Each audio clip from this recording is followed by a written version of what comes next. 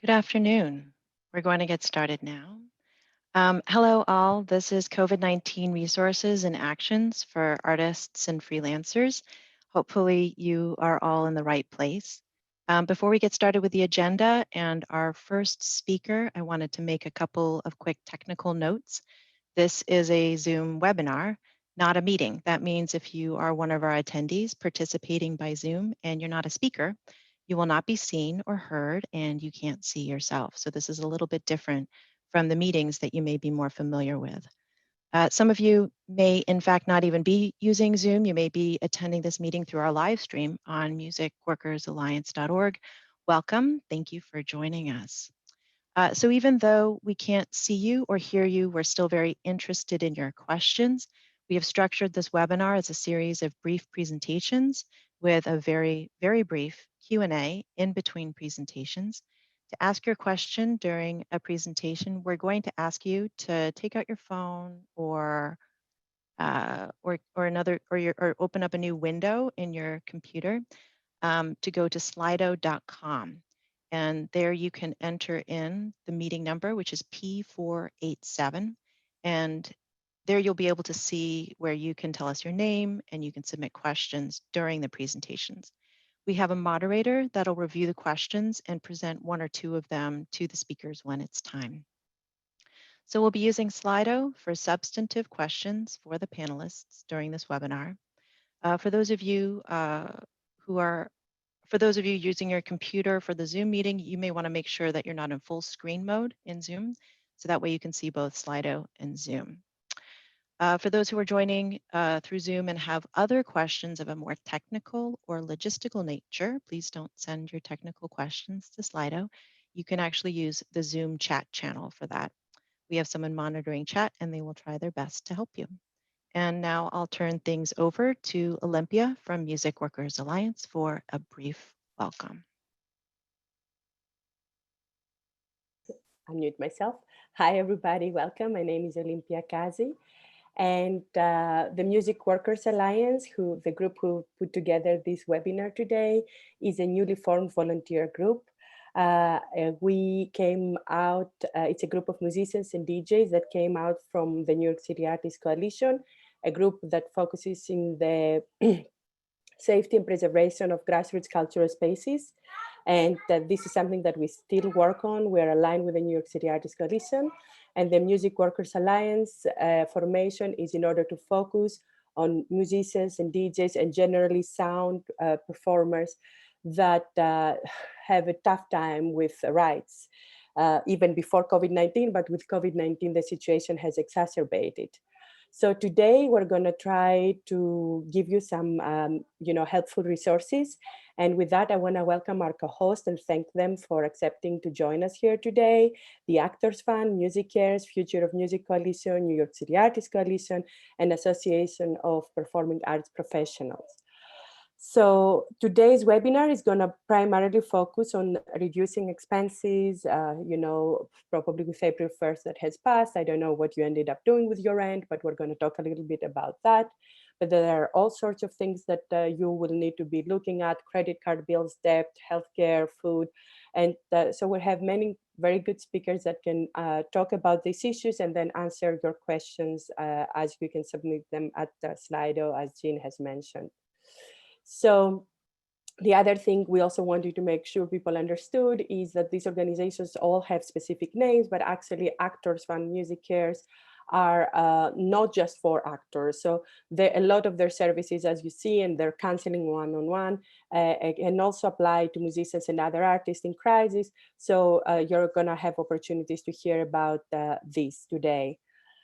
So the agenda is going to be, first, you're going to hear from an Actors Fund who is going to look about debt, housing, medical expenses. The New York City Artists Coalition is going to talk to you about the Small Business Administration loans and how you can apply on these. Music Cares, we talk about artist relief fund and mental health and food access issues for workers.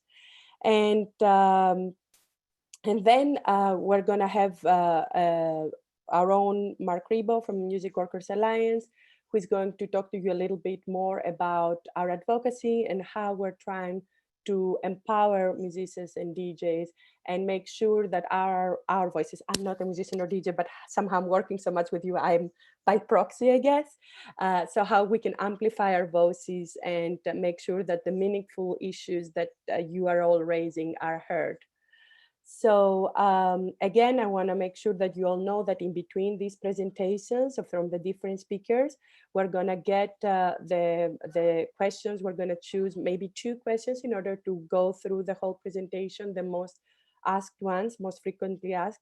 And then at the end, if we have time, we can maybe reiterate some of those. The last piece of housekeeping I'd like to note is that this webinar is being recorded and will be made available online at our website, musicworkersalliance.org/live. And we will also be taking questions that you ask during this time.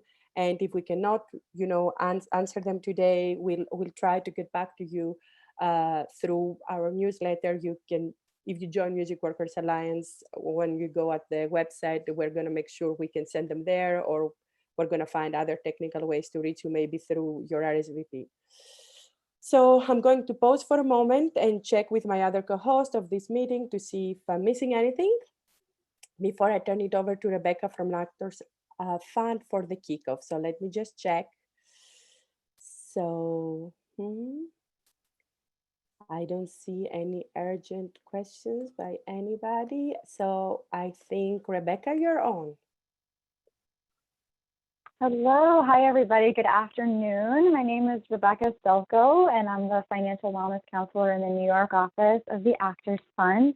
I'd love to see my slides, I'm not seeing them yet. There we go, awesome, awesome. So this is just a brief couple notes on financial wellness amid COVID-19.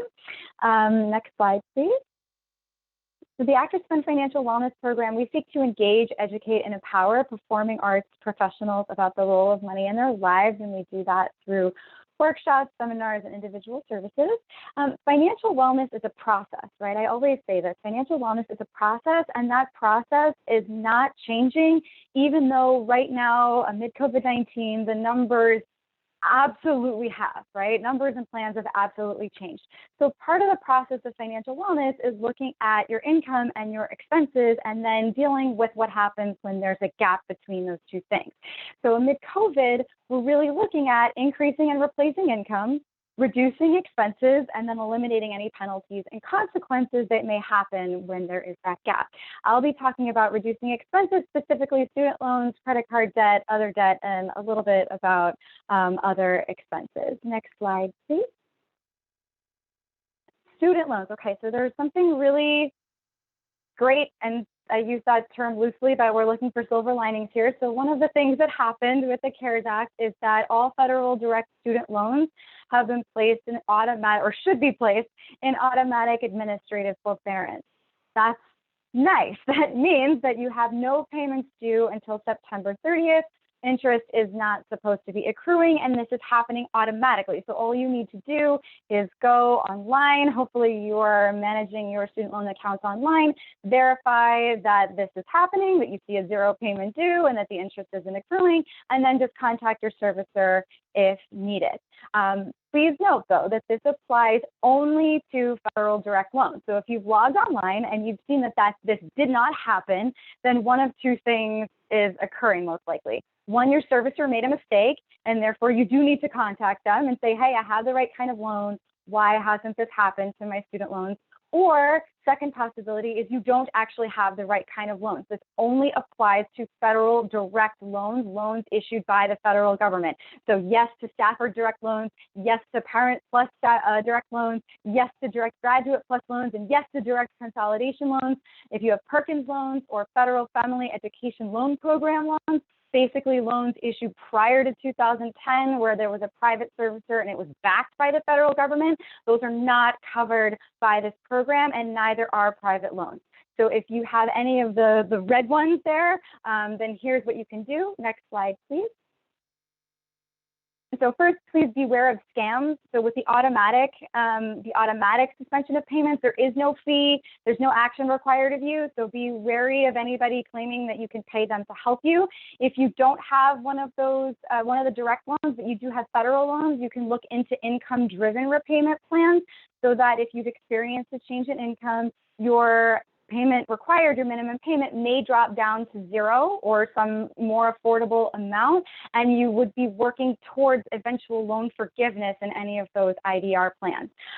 If you have private loans, or if you don't have a loan that would qualify for income-driven repayment, then check with your servicer. This isn't the time to just say, well, hopefully it'll be okay, right? Try to work with them and see what they can offer you.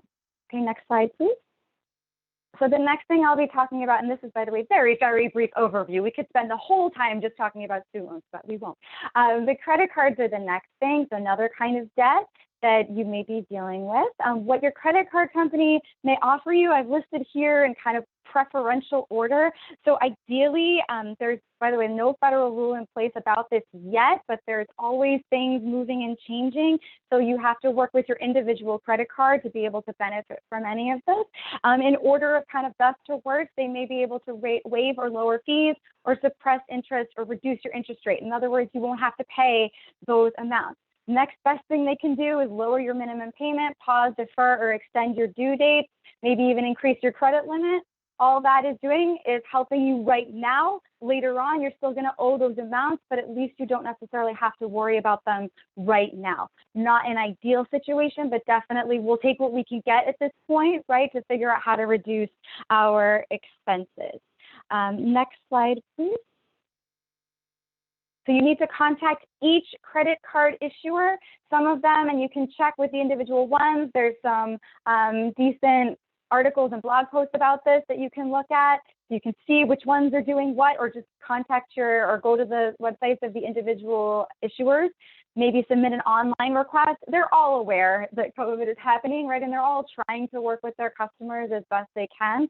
Expect long wait times if you call, so do your best to handle things online if you can. And note that your eligibility for any relief that they may be offering does vary depending on your relationship with the credit card as the customer. So just consider your priorities as you decide what to do here. Next slide, please. Other types of debt, same deal, right? So there's no rush to any of this. Ask as many questions as possible. I think it's really important to understand what your options may be, even if the individual debtor is not, or creditor is not offering them, so that you can be clear about what you're asking. If you can say, I want you to suppress my interest for 3 cycles, that's better than what can you do for me, right? So find out what the options are and then ask for those things directly so that they have a better chance of giving them to you. Next slide, please. In New York State, I'm just speaking about New York specifically, debt owed to New York State collection activities has been suspended. This is not applying to debt that you happen to owe if you live in New York State. This is specifically medical and student debt owed to the state of New York. If you have other types of debt, then you could submit an application for suspension of those collection activities. Daniel's going to talk a little bit more about utilities. Private debt collection, still ongoing. They're aware that this is not a cool time to be doing it, but they are not being told they can't. So it is murky territory right now. What I can tell you is that court cases for non-essential things have been suspended. So you can at least expect some relief in that department, but be aware that your private debt collection may still be ongoing. Constant advocacy about this. Hopefully this is something that will change, but just right now, this is the situation. Next slide, please. Next slide. Thank you so much. So with all of this that I mentioned, and there's so much more, right? How do you manage all of this? Just a couple of quick notes. Again, we could spend our whole time together on this today.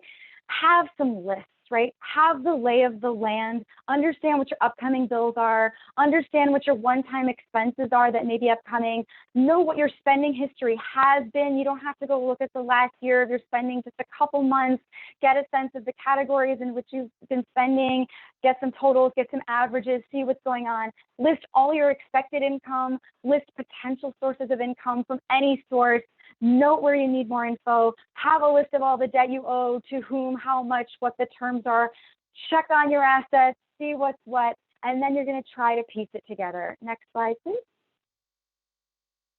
Thank you so much. So then you're just looking for ways to reduce it all short term, generate your options, take it one step at a time. Honestly, with these big lists, I recommend that you just have the list of all the things you need to do, and then just pick one for today. And if you do that one, you give yourself a round of applause and 3 pats on the back for doing it. Acknowledge your feelings with all of this. There are so many. Practice gentleness with yourself and seek support wherever you can. And the Financial Wellness Program and the Actors Fund, we are here for you, and I'm happy to support you however possible. Thank you so much.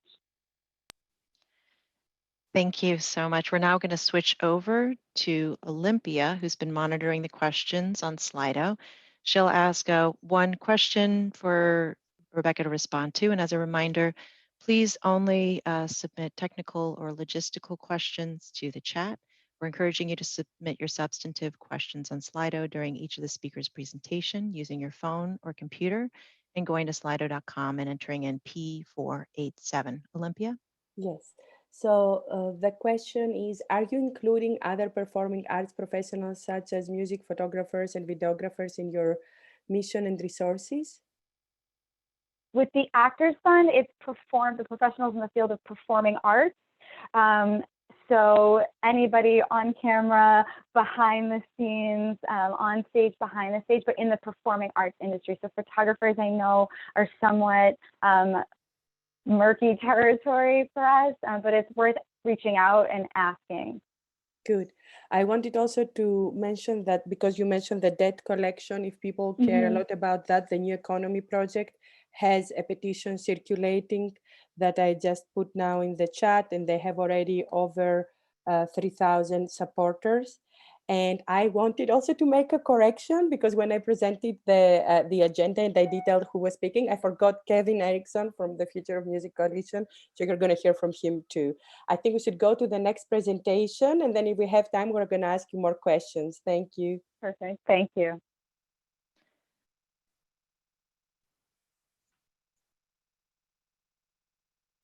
So Renata Marinero, you're up. Renata, we can't hear you.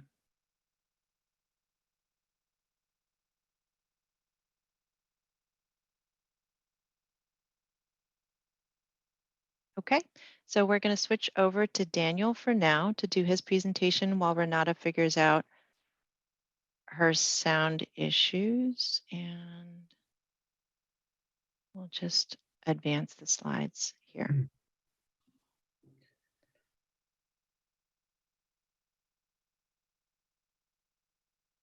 Okay, and Daniel, you're up.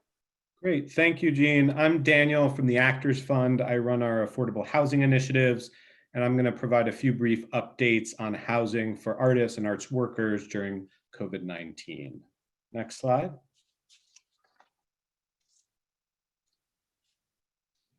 Let's start with the eviction moratorium. First off, all tenants are protected under a state eviction moratorium that is in effect for 90 days. So that brings us to at least June 20th. During this time, housing courts are closed for non-essential functions, and tenants cannot be evicted while this moratorium is in place. The courts are open for essential functions, which include if you've been locked out by your landlord illegally, or if there's emergency repairs that are needed. I believe courts are still processing those cases. In addition to the 90-day New York State eviction moratorium, through the Federal CARES Act, this places a 120-day moratorium on all evictions in federally assisted housing.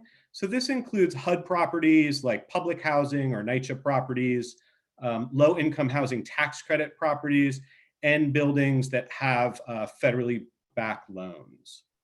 Next slide. So what does this mean for renters? First off, if you had a pending eviction case, those proceedings have been temporarily adjourned, which is a good thing.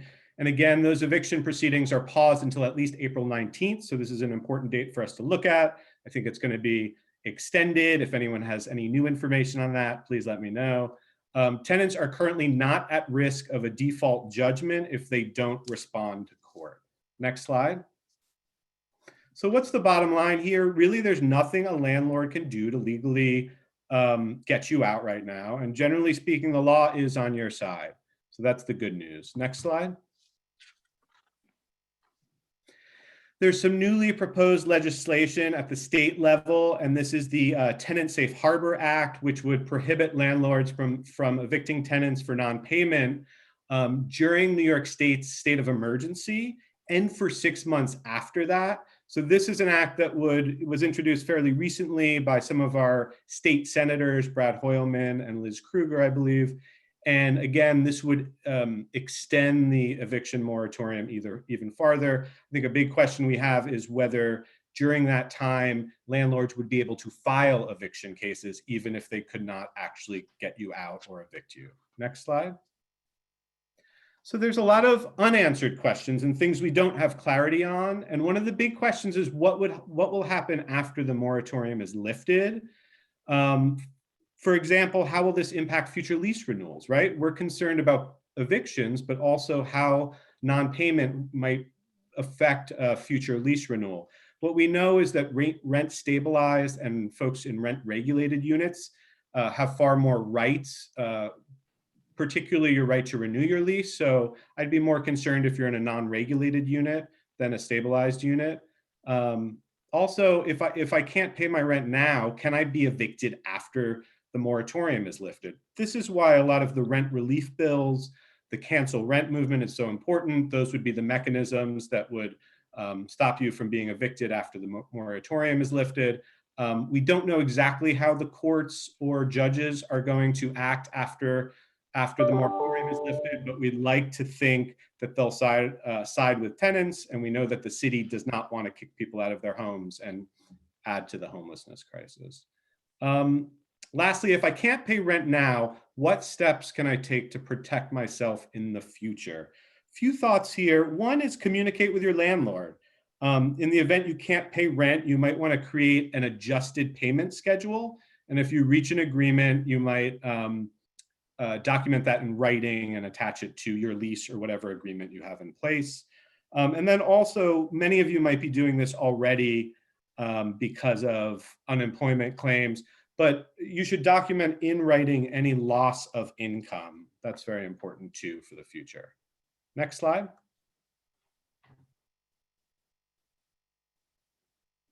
Moving on to mortgage payments, the governor signed an executive order that says mortgage payments will be deferred based on financial hardship and foreclosures will be suspended. This is for a 3-month period. Generally applies to residential mortgages, but likely does not extend to commercial loans. Next slide. The governor also said that we're not exempting people from mortgage payments. We're simply tacking it onto the back end. So in other words, you still have to pay it. It's just will be adjusted and tacked onto the back end. So that's an important clarification. And the governor also said that waiving these payments wouldn't negatively impact your credit. However, next slide. It's unclear whether this executive order has teeth, whether it's a regulation or just guidance for the banks. We're already getting reports from homeowners that there's really conflicting messages from city government and from the banks. So we will see if, in fact, not paying your mortgage does impact your credit report or if there's associated fees. Next slide. And then lastly, major utilities in both New York and New Jersey have agreed to suspend utility shutoffs. This is big. For example, National Grid has temporarily suspended collections and service disconnections, and Con Ed is stopping shutoffs. They're also waiving late fees. So these are good things for tenants for sure. Last slide. I just want to wrap up with a few quick tips and reiterate. Communicate with your landlord in the event you can't pay rent. See if you can come up with some sort of adjusted payment schedule. Compile written documentation of any loss of income and documentation of that communication with your landlord. It's better if you have it in writing. And then definitely stay tuned for updates on the status of a lot of this legislation in Albany that both would extend the eviction moratorium and also include any rent relief or cancellation of rent. We know some of those bills are with the Senate right now. And then lastly, there's some wonderful advocacy organizations doing great education and organizing, such as Met Council and Right to Counsel New York City Coalition. So check out some of those organizations and what they're doing to help tenants.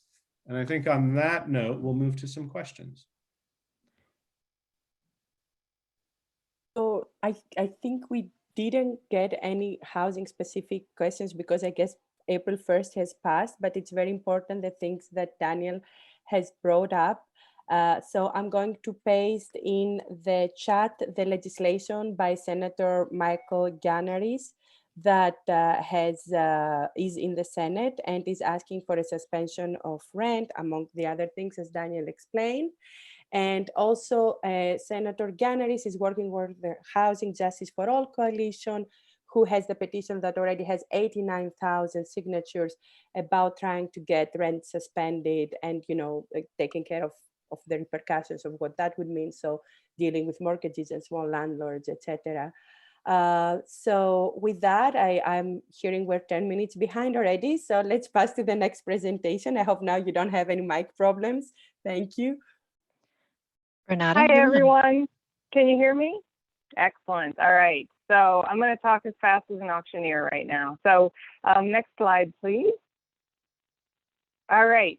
So you can go to actorsfund.org, FYI, for information on any of our programs. You can also check out some little cartoons that we created on health insurance at tinyurl.com/AHERC videos. AHERC stands for the Artist Health Insurance Resource Center.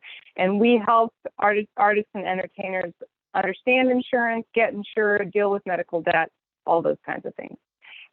So what I'm going to talk about today is basically three things: what to do if you're uninsured, what to do if you're insured and you need to lower your premiums, and how to get on to Medicaid or the Essential Plan.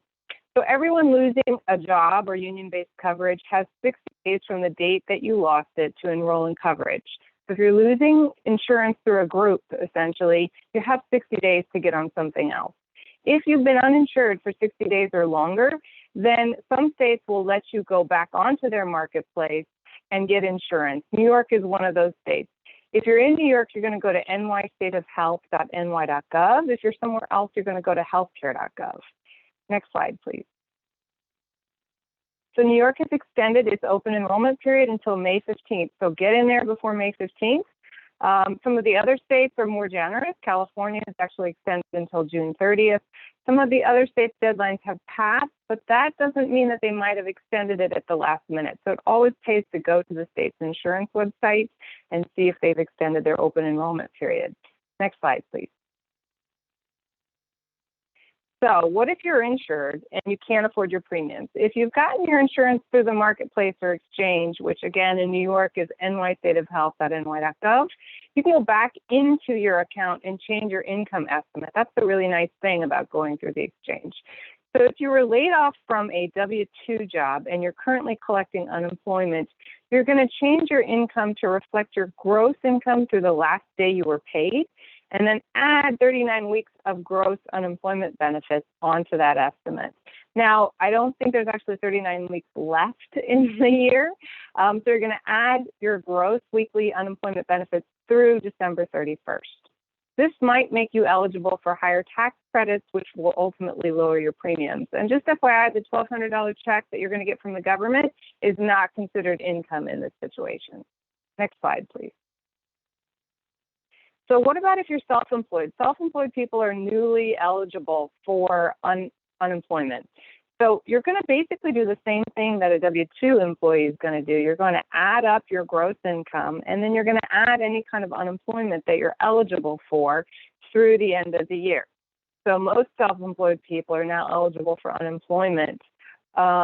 This, again, will reduce your premiums and may even make you eligible for Medicaid, depending on the state that you live in. Next slide, please. Now, people that are eligible for Medicaid are lucky. Medicaid is a fabulous program. It's extremely comprehensive. It's free. There's no premiums, there's no deductibles, co-pays are $1 or $3, and they only apply to medication, so it's a really great deal. Coverage lasts for 12 months, even if your income goes above the limit. And enrollment is actually year-round, so you can actually enroll in Medicaid at any time.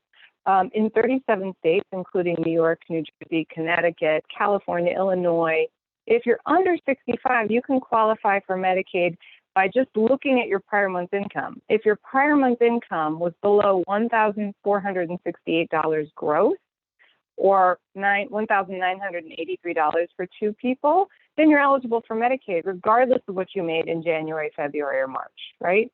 So you only have to look at the prior month's income, and if it's below that limit, you're eligible. Next slide, please. The extra $600 a week pandemic unemployment payment does not have to be added to your income estimate if, and only if, your income is below $25,000 as a single person, or actually technically $25,520. So you don't need to add that $600 a week extra income that you're going to get from the pandemic unemployment stimulus package if your income is below $25,520 for a single person. You do have to add it if it's above that. If you're under 65, Medicaid does not take assets into account. That's something that a lot of people are confused about. They really sock it to you when you turn 65, but if you're under 65, they don't care. Again, you're going to go to nystateofhealth.ny.gov if you live in New York, or healthcare.gov if you live elsewhere. Next slide, please. The Essential Plan, which is a New York only plan, is really designed for people who make just above the Medicaid income limit. So the actual annual Medicaid income limit is $17,609.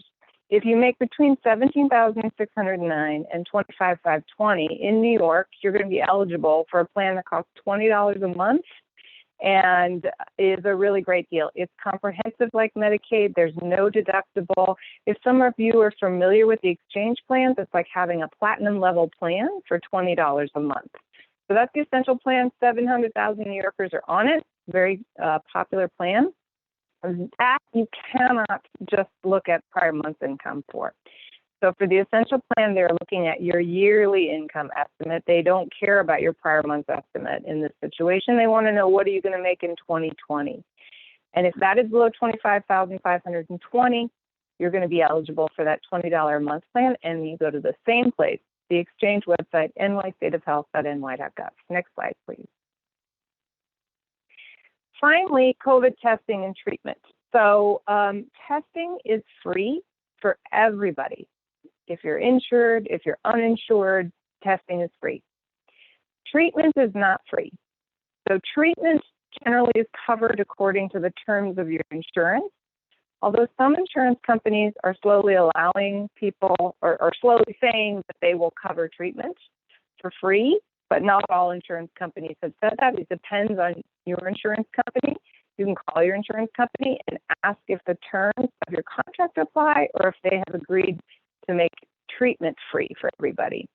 If you're uninsured, the current administration came out about a week ago and said that they would cover treatment costs for everybody that's uninsured. Unfortunately, they didn't follow that up with a plan yet, so we cannot give you any details about that, but that is what they said. And that's it. Any questions? So again, we got a lot of other questions for unemployment and stuff, but I think there is an important question that I'm not sure you can answer, but so what is happening for the people who have to seek care right now because of COVID-19? Will these people be risking financial bankruptcy at the end of this? It depends on whether they have insurance or not, right? So again, if you're insured, then it's probably going to be dependent on the terms of your contract. In other words, if it says you pay $5,000 if you end up in the hospital, and that's probably what's going to happen. If you're uninsured, the government said that they would cover your costs, but they didn't make it clear how that's going to happen, under what program, how you apply for that. There's no details about it yet. This is very important for us. When we wrote our first letter along with the New York City Artists Coalition to all the elected officials, the first thing we wanted was the free testing and care for COVID-19. We cannot have people with everything that is happening around us to worry about that. It's just unethical. It's very problematic. But thank you, because the information you shared are very, very important and people should know about all these. Let's pass to the next speaker. And if in the meanwhile, somebody puts healthcare questions at the slide, I'll let you know at the end of the presentations. Okay, Julia, you're on. Okay. Hi, my name is Julia Fredenberg, and I'm a member of the New York City Artists Coalition, and we advocate for the preservation of grassroots cultural spaces. And I just wanted to talk pretty briefly about two forgivable loan programs that the federal government is offering right now to small businesses, but also to freelancers. So I'm going to talk about the CARES Act Paycheck Protection Program and also the Economic Injury Disaster Loan Program. So the first one, the Payroll Protection Program, or PPP, is a forgivable loan. And starting on Friday, it opened up to people who are self-employed. And that's a loan that is based on your income and can be forgiven if you spend it on certain things like your income or rent, utilities, these kind of fixed costs. So with the payroll protection program, you apply through your bank.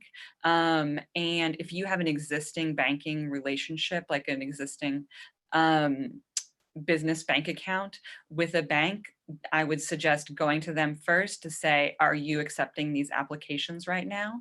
And for some people, they don't have a bank account with a bank, and so they're looking for a bank to work with, or maybe their bank is not doing these loans right now.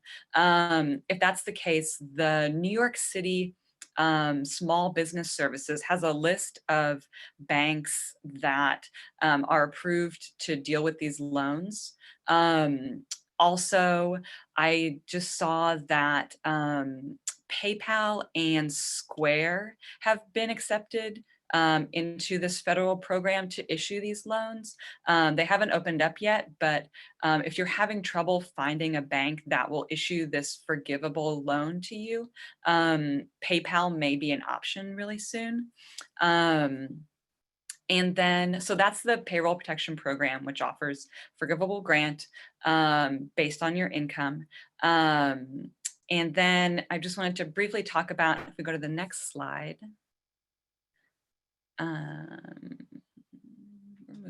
Okay, here we go. So the Economic Injury Disaster Loan, or EIDL, is also a forgivable loan from the federal government, and self-employed people can apply for these loans. It's kind of, I think the messaging is targeted towards small businesses, but you can be sole proprietor, you can be contractor, and freelancer, gig worker, musician, artist, anything, and apply for these. That's also a forgivable loan but instead of applying through your bank, with the Economic Injury Disaster Loan, you apply through the SBA. And so you can go to the SBA's website and apply to that.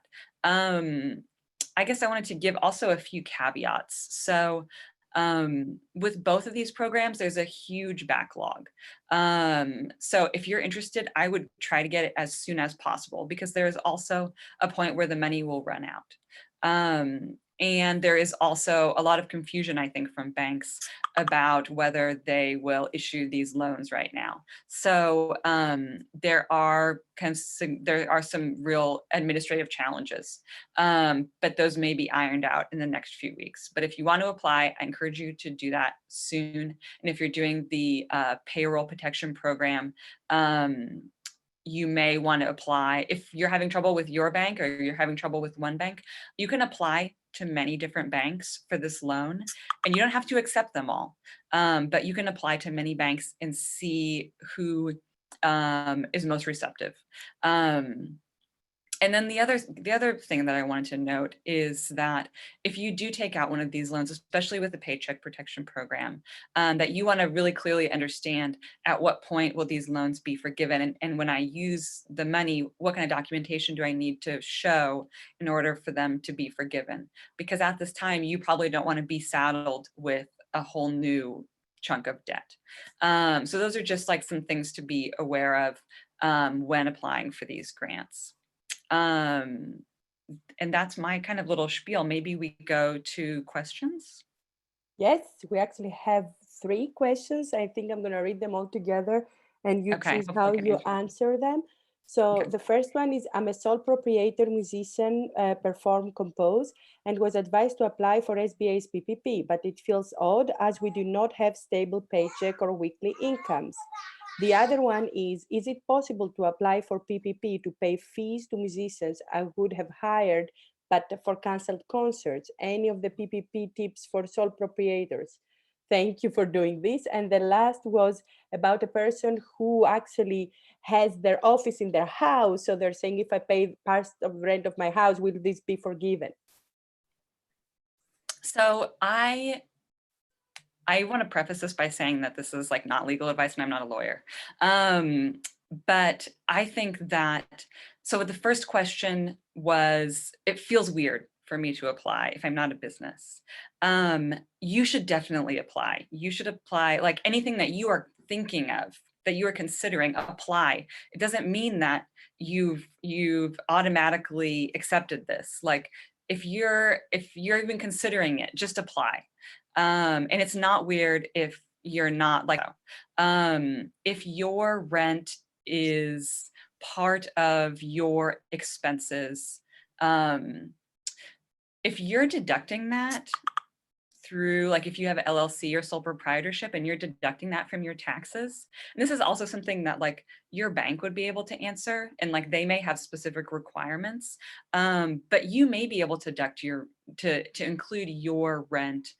I think if you have classified your rent elsewhere as part of your business, and there may be specific requirements about like how much of your space technically is used for your office, like it's that kind of thing. But that's my first inclination, but your bank would be able to tell you to answer those specific questions because they also may have specific requirements. And then the other question was, can I use fees? Can I use this to pay for fees? Fundamental, not fees, but basically 1099. Because, you know, Right. if you have a payroll, it's a W-2. But what about the 1099s that you're not going to pay? Right. And these people are hurting now, but you would like to take care of them with this loan. Right. So and this is all, like all of these things are ever changing.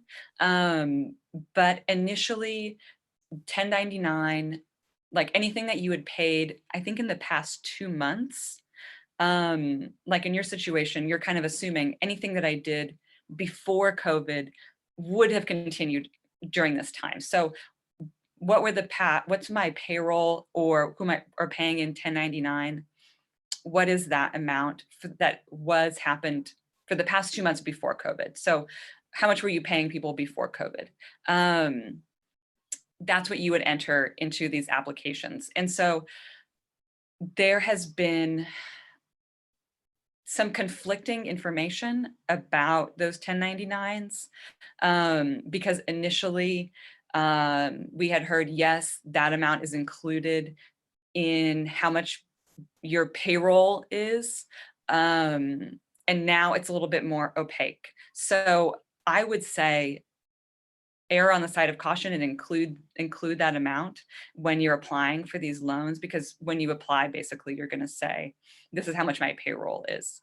And I would include that 1099 amount.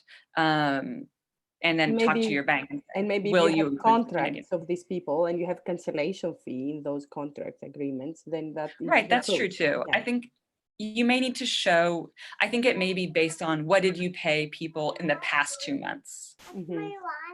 So we have a couple more questions, but I would like to make sure we stay on time. So I'm going to pass to the next speaker. Sorry, my daughter just joined us, as you can hear. And let's pass to the next speaker. And if we have time at the end, I'll ask you a couple more questions. Thank you, Julia. So now we're turning to Jennifer Leff from Music Cares. Hey, everybody. My name is Jennifer. I'm from Music Cares. We are the charity of the Recording Academy, and currently we have a COVID relief fund. If you have been in the industry for at least 3 years working and you can show loss of income, go to our website, musiccares.org. There is an online application and you can follow the directions and get that to us. I want to echo something that Rebecca said when she was ending her information about financial wellness, and that's about being kind to yourself. So we heard amazing concrete information, and I want to stress the importance of self-care, wellness, and mental health. This is obviously an unprecedented time. We're all feeling some anxiety, some depression. There's a lot of unknown. So I think first and foremost, it's really important to acknowledge how you're feeling and give yourself permission to just feel that way. Next slide. And the next slide, please. So this is information about where you can get the application. And next slide, please. Here are some great mental health resources. Mental Health America has some great websites. There are specific topics on it. You can go to Vibrant, which is part of the New York City Mental Health. There's an amazing toolbox. There are interactive activities you can do. Behind the Scenes is another relief organization that deals specifically with riggers, crew, stagehands, and this is for TV, film, and music. They have a huge mental health initiative with some great information on it, so go check out their website. I've gone to Headspace, I've gone to Calm. Headspace is doing some great free servicing, so please check that out. Next website, please. Next slide.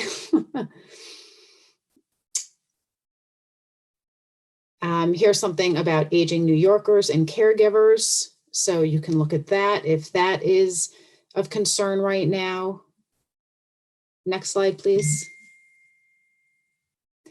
One thing I want to be really clear about is that we have seen an increase in about a 75% increase in online resource searching around domestic violence. Obviously, there are people who are in lockdown and or quarantined with abusers, and we need to let people know that they are not alone, that we are out there wanting to help them. Here are various phone numbers that people can call. I also want to recommend that if you need assistance, please try to remember to designate somebody with whom you can speak to on a regular basis, daily basis, just to check in. Again, there is support out for you, and you are not forgotten. So keep that in mind, and please send that around to other people that you might know. Next slide. Music Cares is also offering some support groups. We typically have a weekly recovery support group for folks who have been in the industry or who are in the industry around sobriety. We typically meet in person for this on Tuesdays at 4 o'clock. This group has gone virtual, and we've had a lot of people calling in over the past few weeks. You can email me directly if you want information, and we will get you that Zoom number. Next slide. We also have cyber support groups, and this is in partnership with ASCAP. We're trying to meet both the needs of the West Coast and the East Coast, so you can let your colleagues and friends know about it. But again, this is specific to people who are in the industry and just want some support about what is going on to this demographic and you can speak with some like-minded people. Video and or call-in is fine. Next slide. So before I just talk briefly about food resources, we all know people who have a predisposition to depression and or anxiety before COVID. This is really the time to reach out to people. This isn't a time for us to muster it up and say that person can deal alone. And certainly if you are the person who needs help, please reach out to somebody and say, hey, I just want to touch base. This is a really, really important time for us to connect. And lastly, you can see food resources, especially with schools that are providing it to students. I do know that you can go and get food. There are other locations you can go to for seniors and families, but there are a lot of people out there now who do want to help. So go to these websites, call people. There's a lot of resources out there for you. Thank you. Thank you. These are very important information, and I think it's hard for people to ask questions in front of all of us, but I just put in the chat some information about the locators for food pantries for those who need to pick up food, and to also confirm, as you said, DOE has the meals, but as of last week, they have said it explicitly that any individual, even if they don't have a child, they're welcome to go and pick up food. They should just check the DOE website that I just posted in the chat, because the families who have children in the school go in certain time, and the people who may not have children in schools, like normal families or individuals, can go in another time during the day. I want to thank you for this, and we're going to pass now to Kevin, that I forgot to say in the beginning, who is going to talk about advocacy. And I believe what has kept my mental health going has been focusing on making things better. And what a better way for me, advocacy is like almost up there like chocolate. So Kevin, you have to meet my expectations. Good afternoon. There's a lot going on, and there's a lot of ways that people can plug in to get involved. What we got in the CARES Act was in part a product of good work from across the music industry with a lot of different stakeholders. But we have a lot to do to make sure that assistance ends up where it's supposed to. But the bill that passed, sorry, my screen just closed here. So I've lost my notes. One moment. I think something changed in Zoom, and so it closed my window. Here we go. The bill that passed was nowhere near close to sufficient to remedying the damage to our industries and to music workers individually and collectively. And of course, things weren't great for a lot of us before this. So the policy goal, what we have to demand from elected officials and from federal agencies, is not just to get back to where we were, but to imagine something better. So in defining what's next, at the legislative level, at the federal Congress level, we're talking about 3 potential bills at least in sequence. First, there's an interim bill. People are talking about $500 million, and this is cleaning up the CARES Act that just passed. So more money for loans. Democrats would like to see some of that be targeted towards disadvantaged populations, minority owners, rural areas. Probably going to get funneled into the small business administration programs, additional money for state and local governments, hospitals. And in that process, they can also fix some of the administrative challenges that came up in the last bill. The challenge is that things are moving so slowly in the implementation of the last bill, including on things like unemployment insurance, that we don't even really know what's wrong to know what to ask them to fix. But to the extent that we do learn what's wrong, this is a good moment to tell elected officials what problems you're running into. So if the unemployment assistance is not online yet, if there are other kinds of technical challenges in accessing various forms of relief, this is a moment to tell them about that and potentially get those fixes included in the interim bill.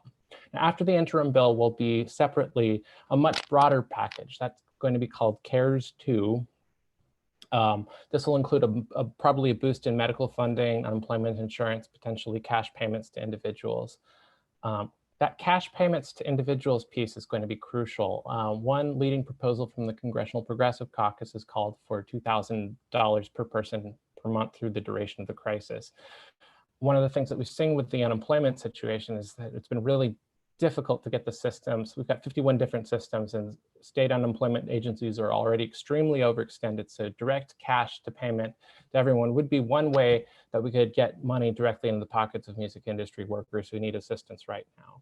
Another item of importance that's under consideration in this context is saving the post office. I can't believe we're having to talk about this, but the post office is in real economic jeopardy, and musicians are reliant on mail order for some of their income streams at a time when many of their existing income streams have sort of shut down. So this is a moment, especially anticipating that something may move before the end of the month. This is a moment where it makes sense to tell Congress what you want to see in this this next phase of the relief effort. Now, some groups are saying we need more in there. We need money specifically for arts and culture. So far, everything that has come out of Congress has really been about relief, not about stimulus. A stimulus, an economic stimulus, an investment would look really different. And the politics around that may be somewhat challenging with the current administration, which has repeatedly proposed eliminating the NEA and eliminating public media. But it is possible that down the road, there might be a different administration. Control of the House and Senate may not always be the same. So now is a good time to formulate some ambitious proposals and talk about them and get them on the table and argue for action on them as soon as possible. Americans for the Arts, for example, has requested an investment of $4 billion for the arts. Free Press and other groups have called for a $5 billion investment in journalism, both for-profit and nonprofit journalism. Obviously, we need that as music journalism is in real jeopardy. A lot of publications have been hit hard, cut their arts and culture coverage, laid off their critics, covering fewer events. There's calls for investment in internet infrastructure, particularly for people who currently struggle with access and affordability. And maybe some of these things don't happen and there isn't legislative movement until early 2021, but laying the policy groundwork for that and how we want to rebuild music industries, now is the time to have that conversation and get it rolling. And finally, there's a corporate accountability piece of all of this. It's already the case that one of our biggest problems for music workers is that too few companies have too much power in our industry and in adjacent industries, and that impacts how we can reach audiences, how we can earn a living.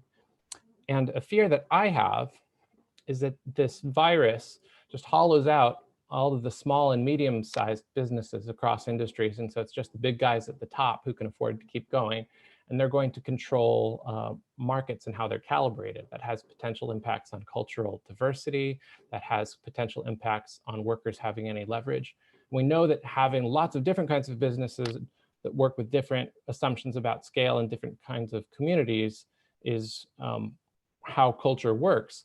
There's a fear that all the little clubs and small niche publications and independent record shops will go out of business and get acquired by the AEGs and Live Nations and Googles and Amazons and reshape markets in the ways that make sense for them. So this is a moment to double down on antitrust and anti-monopoly policy and look for ways to include forward motion on those fronts in any kind of real stimulus package that's down the road. That includes regulatory interventions to prevent private equity companies from asset stripping as the kind of disaster capitalism.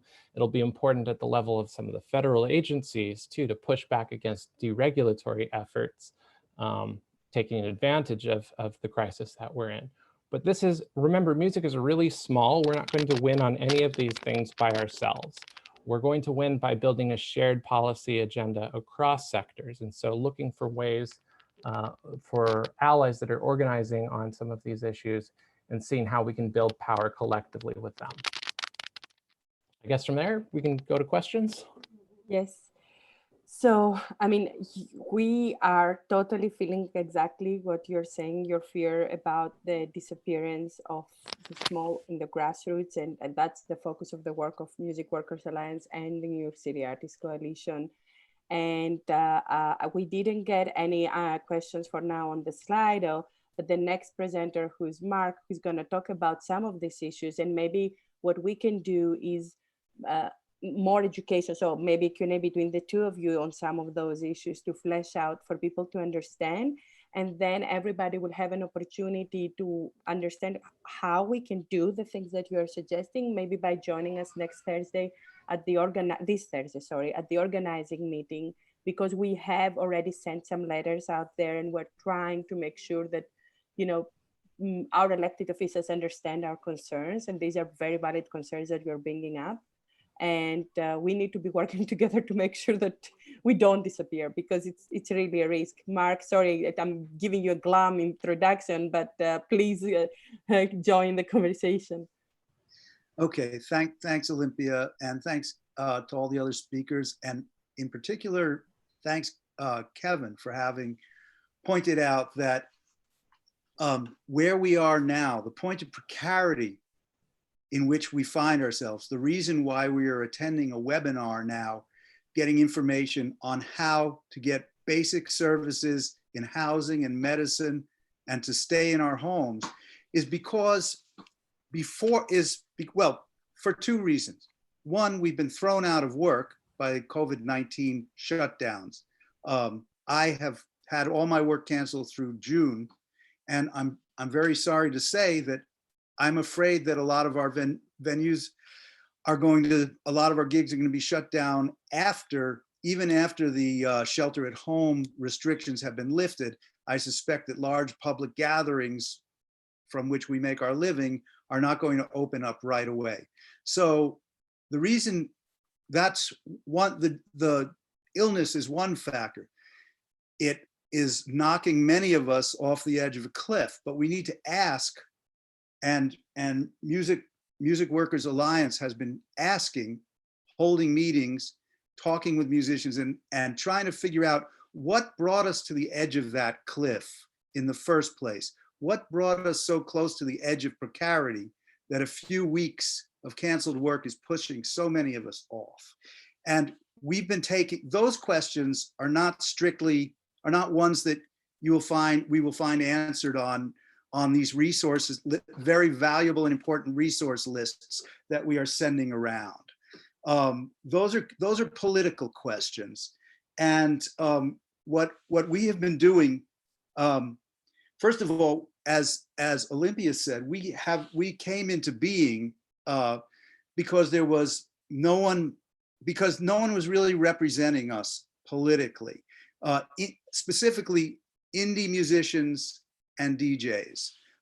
Normally, I mean, Local 802 of the AFM, we worked very closely with them. I'm a member, many of us are members, but its emphasis has been on W-2 paid employees of symphonic musicians, Broadway musicians, major label musicians. And it's been difficult for very complex reasons. This is much larger question in the labor movement than just Local 802, but it has been difficult for 802 and many other unions to represent us who are gig workers. DJs are not allowed membership in the AFM, so that's a whole other separate issue.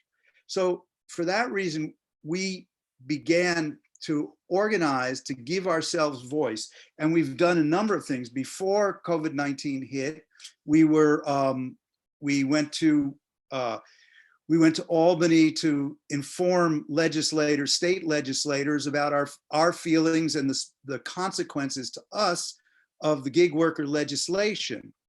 Our colleagues people we're affiliated with are fighting in California to get a carve out for musicians from, in California it's called AB 5, a law which tried to make everyone, almost all current independent contractors, into W-2 paid workers. Very complex issue. I'm not going to go into it now, but let's just say we at MWA support this law very strongly, but it had unintended consequences that in California made life difficult for musicians, for indie musicians and DJs. And so we went to Albany to explain what our lives are like to the legislators. Amazingly enough, they were able to listen, and we have strong hopes that if this legislation returns, we will have a voice in shaping how it affects musicians. We've done a number of other actions, the most important of which right now is we are running a petition. Is it possible to, for anybody to put the URLs for these things up while I'm talking about them? Anybody else from, can anybody post? They're the being URL? sent out through the chat. Everybody's getting them through the chat. Great.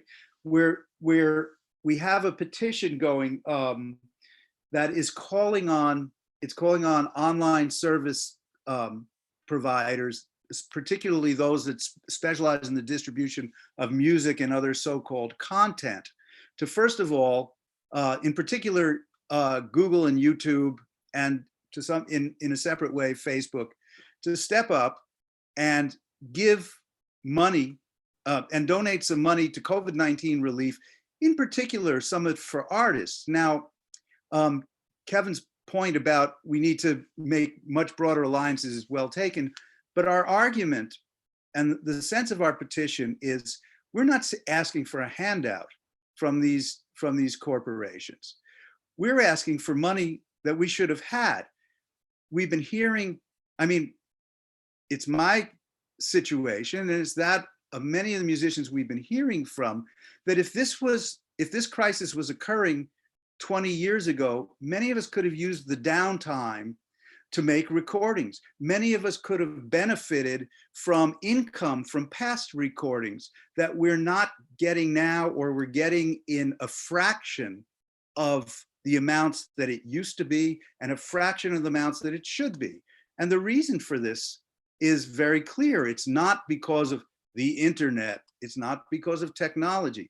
It's because of a particular law that has, which is Section 512 of the Digital Millennium Copyright of 1997-98. It's because of a law that has allowed these corporations to profit with impunity from mass infringement of our copyrights.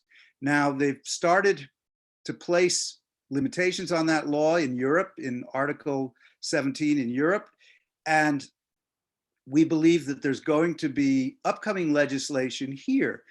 But what the petition calls for is for, first of all, for them, while we're waiting for that, people have to eat. So give back some of the money that are the files that are being posted without our consent or remuneration. Please give some of that back to the people who need it.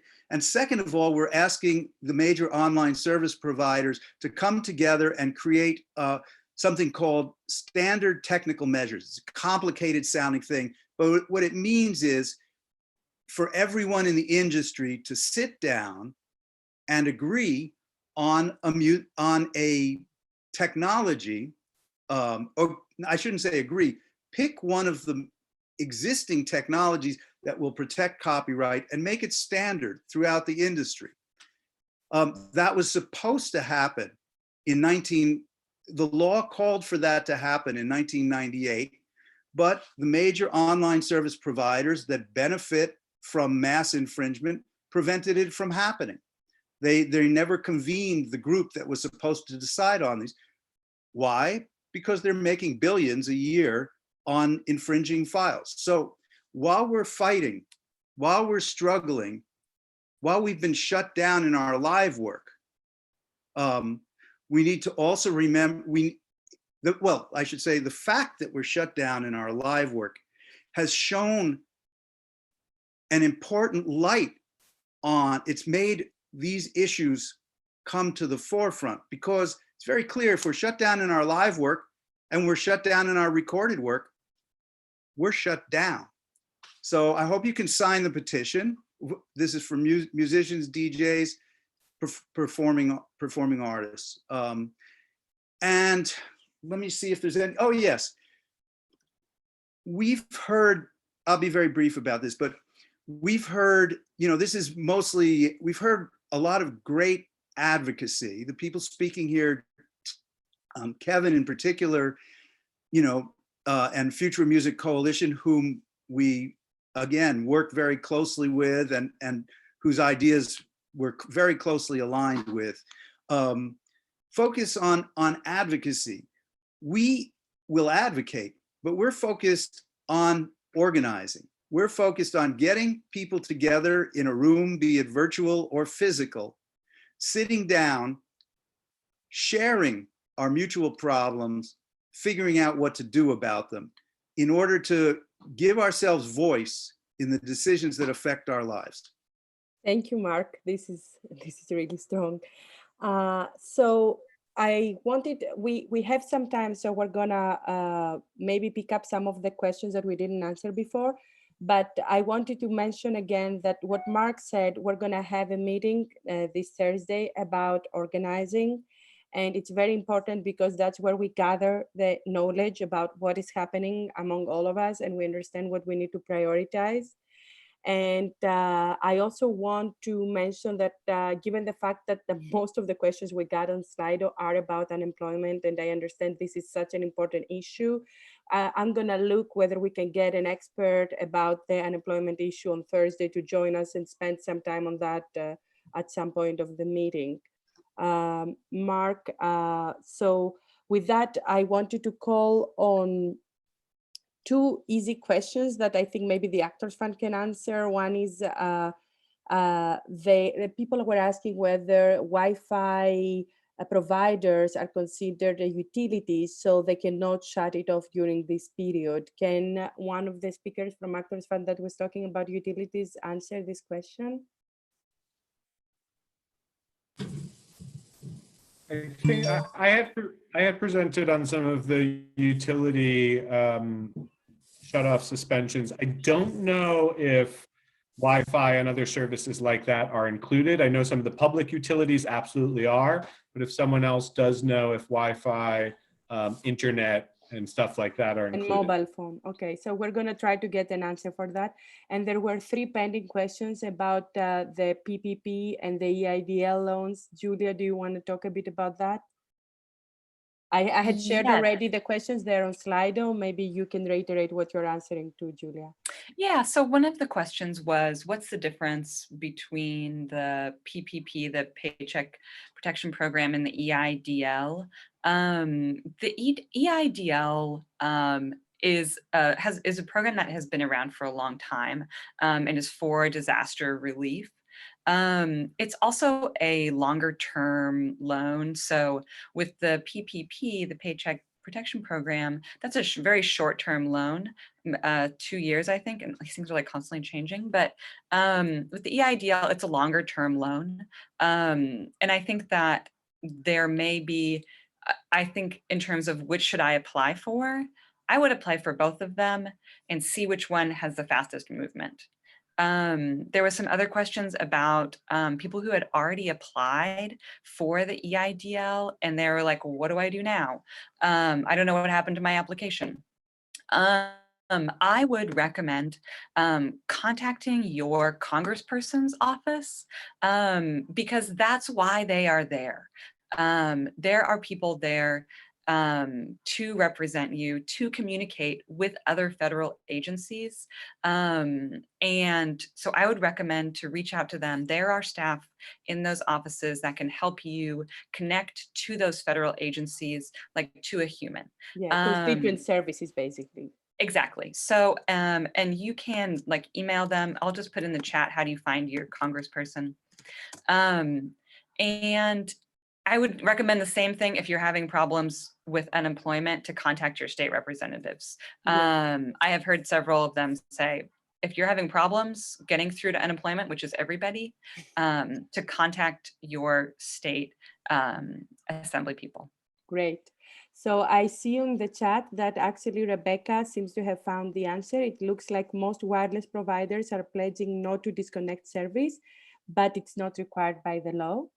And I want to dedicate the last 10 minutes of the webinar to going back to Kevin and Mark and closing in advocacy. And because for me, that's a high note, because I said to Kevin before that he would, since he didn't get any questions, maybe you guys can, you can answer to some of the issues raised by Mark, and maybe even say, what do you feel is a priority? What would you like us, you know, to try to get organized around? Is that a question for me? Yes. Yes. Yeah, well, so I think that things that are actionable in the short term as the bills are coming together. One thing that I know is happening already with a bunch of the same music stakeholders who have organized to get the expanded unemployment insurance for independent contractors into the existing CARES Act. One of their priorities has been making sure that that implementation works out. And so we've joined with them in a letter to the Department of Labor and to some state governments as well, in asking them to make sure that each one of these 51 plus different systems accounts for people who are working in a cash economy basis. In addition to 1099 and W-2 income, a lot of musicians' income might not be something they can account for in a traditional way. So making sure that that is recognized so that they can get access to the full allotment of aid that they'd be entitled to. Making sure that just encouraging states to get their websites up to date with complete info about, we found as of late last week, about a third of the states nationally hadn't even provided explicit instructions for independent contractors about what to do. So New York's in a slightly better state on that front than other states, but getting some clarity as well around some of the interstate commerce issues. What do you do if you are taking income from a lot of different places? You can only apply for unemployment in one state, and how is that interstate income accounted for? So we've asked those agencies to clarify that. But I would say beyond that, in the immediate term, direct cash payment that bypasses the complicated systems and gets money directly into creators' pockets. That's a conversation that's happening right now in a bipartisan way and could potentially be achievable. And that's one area to focus. Preservation of the post office, there's bipartisan conversations happening around that right now. And that's something that's going to be, if we're able to make it happen, could move pretty quickly. So those are two concrete short-term areas of focus that I would encourage action on. Any specific words of wisdom for us in New York State?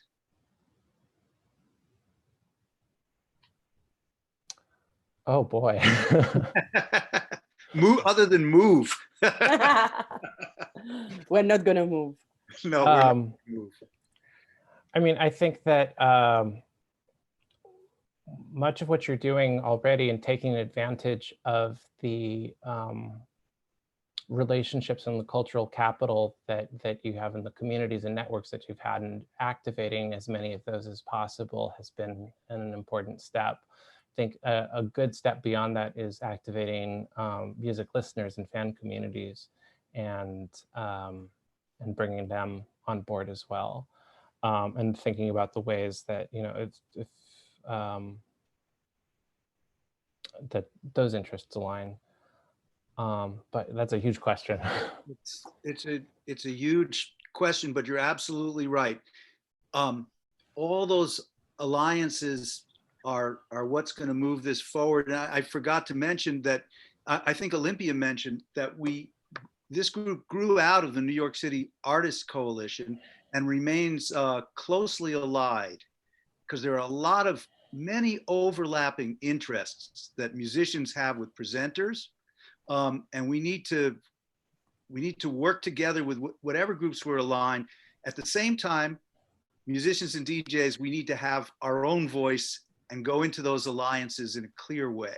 So, but yes, you're absolutely right. I think it's a great point that you're raising, because even though we didn't script that Julia will talk about it, there is another advocacy issue that is very important, that there is a legislation introduced about it. Julia, do you want to spend a couple of minutes explaining about the insurance interruption and the legislation we helped introduce?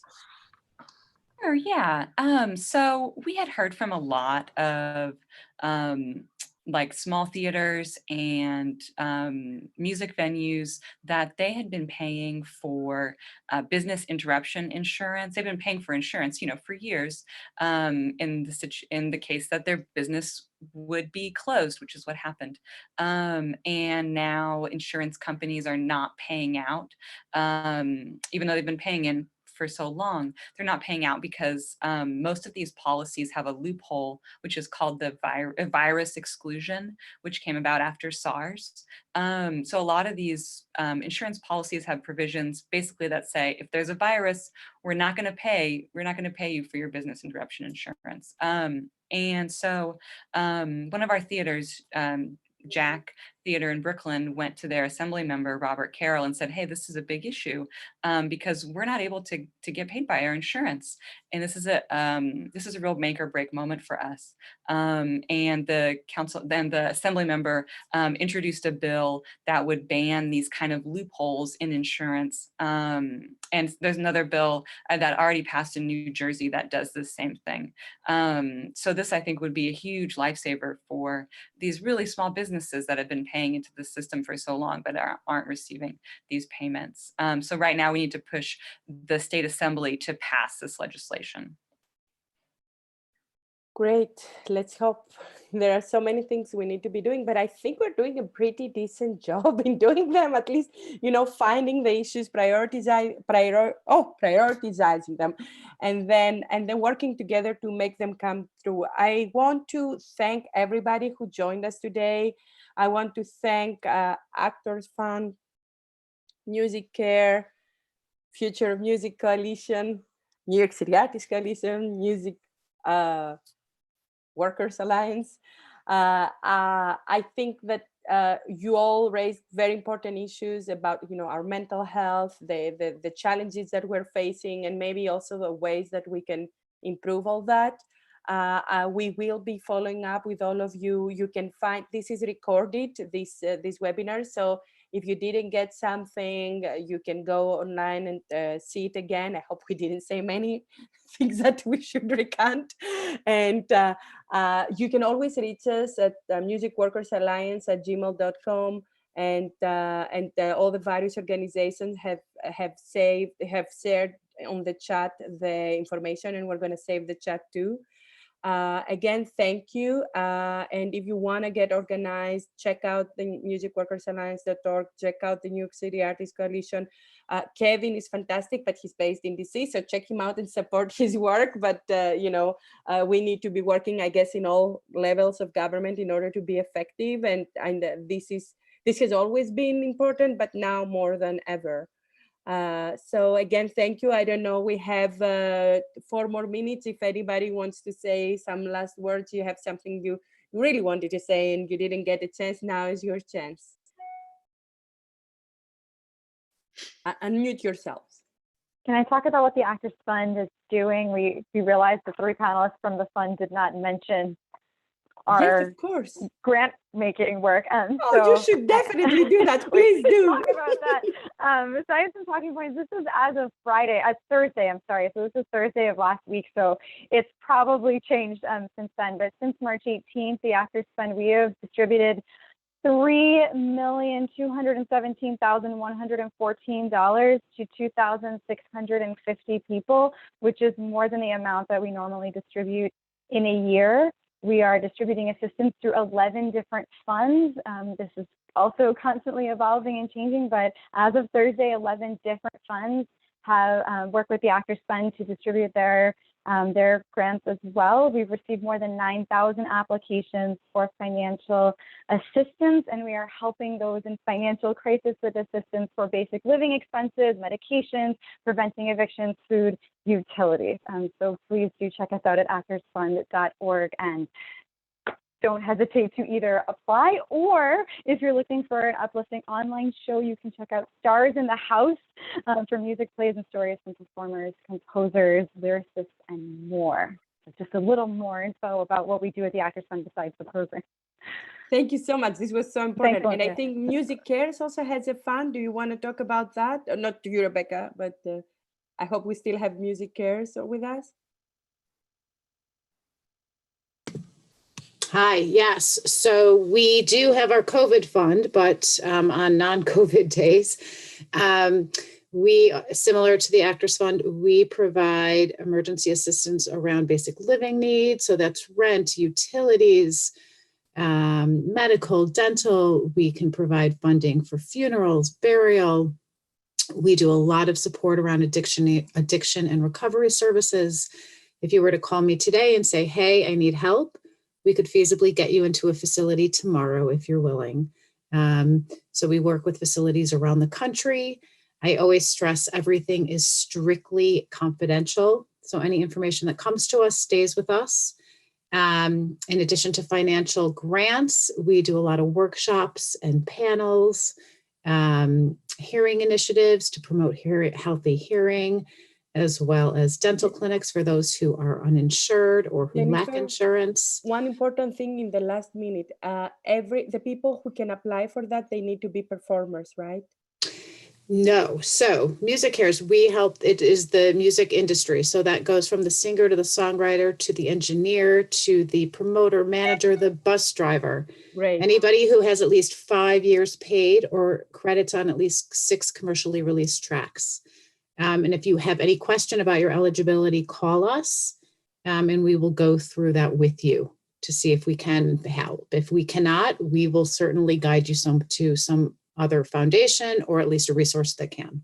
This is so important. Thank you so much for doing that. And thank you to the Actors Fund and to all the panelists. And, let's all help each other and let's empower ourselves with organizing. Thank you, everybody. See you all on Thursday, hopefully. Thank you.